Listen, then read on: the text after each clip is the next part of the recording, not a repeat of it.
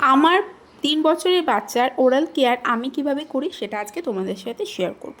আমার বাচ্চা যখন ১.৫ বছরে ওর যখন একটু একটু দাঁত উঠতে শুরু করে তখন আমি এই বেবি হাগের ফিঙ্গার ব্রাশটা দিয়ে ওর মুখটা আমি কিন্তু পরিষ্কার করতাম, এমনকি জিভটাও পরিষ্কার করে দিতাম। তারপরে যখন ২ বছর হয়ে গেল, ওর যখন পুরোপুরি দাঁত উঠে গেল, তখন আমি চিকোর পেস্ট আর ব্রাশটা ইউজ করতে শুরু করলাম। তারপরে চিকোর পেস্টটা আমার মোটামুটি ভালোই লেগেছিলো। দেন আমি এই চেরিওর এই পেস্টটা ইউজ করতে শুরু করলাম। এটা কিন্তু ডার্মাটোলজি টেস্টেড। আর যখন বাচ্চার জন্য কোনো পেস্ট তোমরা ইউজ করবে, আমি যেটা দেখেছিলাম সেটা ফ্লোরাইড ফ্রি কিনা, প্যারাবেন ফ্রি কিনা, এগুলো কিন্তু একটুখানি দেখে নেবে, ঠিক আছে? আর ফ্লেভারটা একটু দেখে নেবে যাতে করে ওদের একটু মজা লাগে ব্রাশ করতে। আমার বাচ্চা কিন্তু স্ট্রবেরি ফ্লেভারটা ভীষণ পছন্দ করে। আর চিকোর যে পেস্টটা আমি যখন ইউজ করতাম ততক্ষণ সেটা কিন্তু বানানা ছিল আর স্ট্রবেরি ছিল।